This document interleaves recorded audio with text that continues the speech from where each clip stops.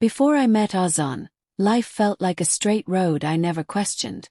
I woke up, went to work, called my mother, scrolled through social media, and went to bed. Predictable, safe, and painfully dull. I never thought a single encounter could unravel the version of me I thought I understood. It started on an ordinary afternoon. I had accompanied a friend to a charity art show downtown. I wasn't interested in paintings or abstract installations, but I went out of politeness. That's when I saw him, leaning against a wall, dressed in casual black, arms folded, eyes scanning the room like he belonged to a different rhythm than the rest of us. When his gaze landed on mine, it didn't just stop, it stayed. He introduced himself as Azaan, and from the very first word, his voice carried a magnetic calm. We talked about everything and nothing. Why people pretend to like modern art, how coffee always tastes better after 9 p.m., how silence between two people can sometimes say the most. There was something about him that made the world dim around us.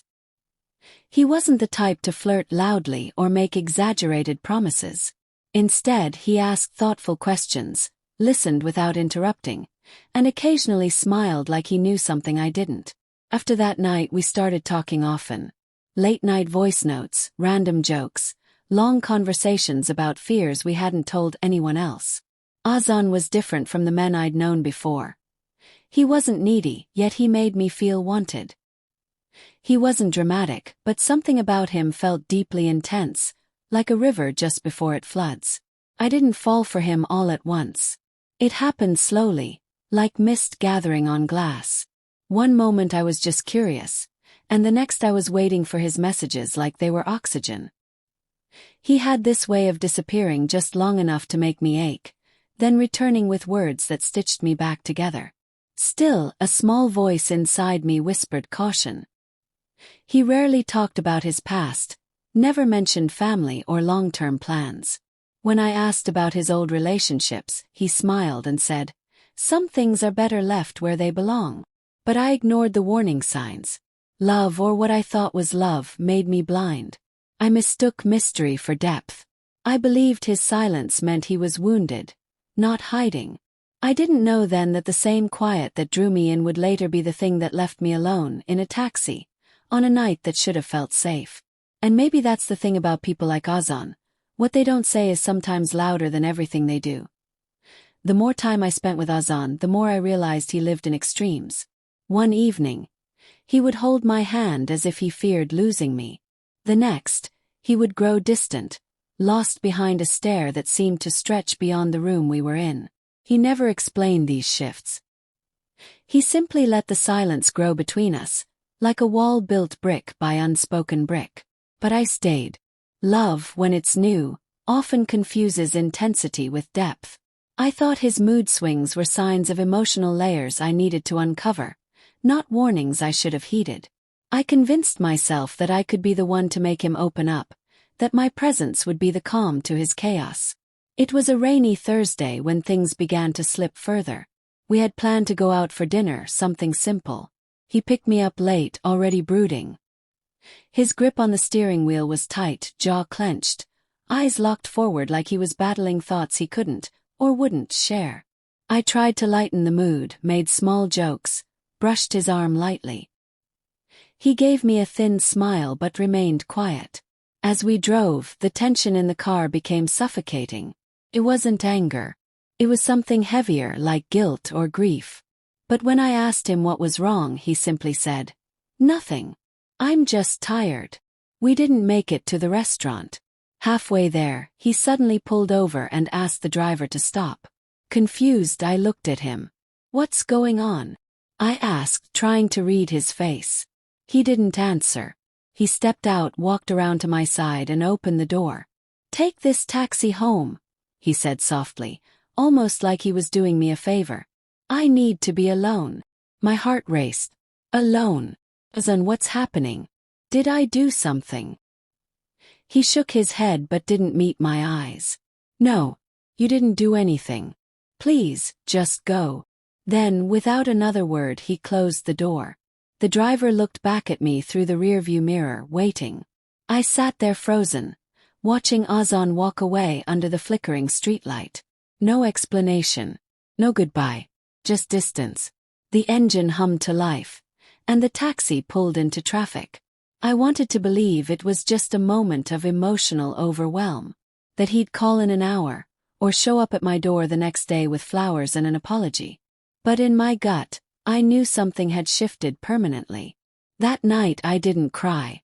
I just lay awake, staring at the ceiling, trying to understand how a man who once held my heart so gently could let it slip from his hands without a fight. The days after that taxi ride unraveled like loose thread.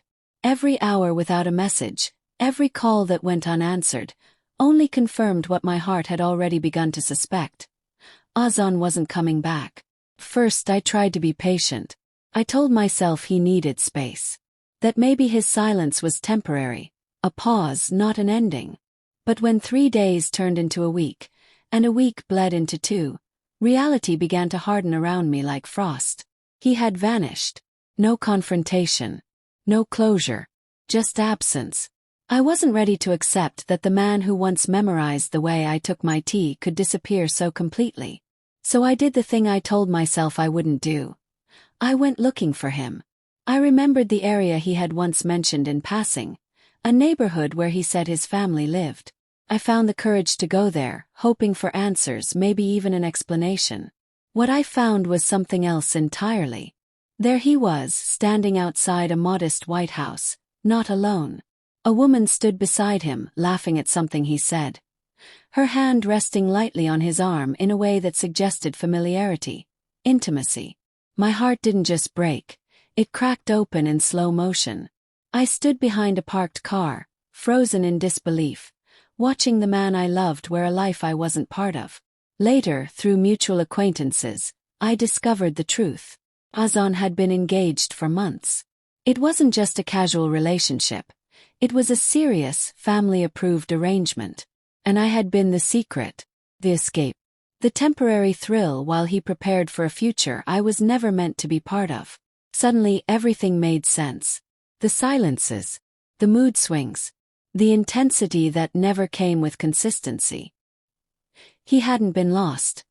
He'd been torn between 2 lives, and I was the one he chose to discard when the time came to commit. But what shattered me most wasn't the betrayal. It was the way he chose to walk away, without explanation, without owning his choices. He left me to fill in the blanks, to shoulder the weight of a love that was never real for him.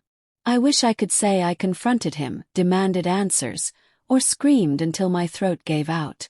But I didn't. I simply turned away from that street, from that house, and from the version of myself who believed love alone could make someone stay. Some truths don't need to be spoken aloud. Some betrayals are quiet. But their silence echoes the loudest, and in the weeks that followed, I lived in fragments. His name sat like dust on my tongue, present but never spoken. I deleted our conversations, muted the songs he once sent me, and blocked the number I still wanted to see light up my screen. Healing, I realized, wasn't an event. It was a slow, uncomfortable process of remembering the truth every time your heart wants to believe the lie. I didn't just grieve Azaan. I grieved the version of me who loved without boundaries, who believed that intensity was the same as sincerity. That version was gone, replaced by someone quieter but wiser. There were days when I nearly caved, when I drafted long texts I never sent, rehearsed confrontations that never happened. But each time I stood on the edge of reaching out, I reminded myself. He made his choice. And his silence was as loud as a confession. I began pouring myself into the small things. Early morning walks, journaling beneath sunlight, reconnecting with friends I had unintentionally drifted from. I learned how to be alone without feeling lonely. Slowly, peace started taking root where pain once lived. One evening, weeks after I'd last seen him, I stepped out of a bookstore and hailed a taxi. As I sat in the back seat, watching the city blur past through the glass, something inside me shifted. The memory of that night, when he put me in a taxi and walked away, rose in my chest, but it didn't sting this time. It felt distant, like a storm that had passed. I realized then, the worst part of that night wasn't the abandonment. It was how small he made me feel, like I didn't even deserve an ending. But now, sitting in that taxi again, I didn't feel small. Felt steady. I had survived the silence, endured the rejection, and come out more certain of who I was. Azaan would always be a chapter in my story, but not the story itself. He didn't destroy me. He revealed me. His betrayal stripped away the illusions I once mistook for love and forced me to build something real, with myself. When the driver asked if the music was too loud, I smiled and said, "No, it's perfect." And it was. The world hadn't changed, but I had. The taxi turned a corner, and I leaned my head back, letting the lights dance across my face. For the first time in a long time, I wasn't waiting on anyone to come back. I was already home in myself.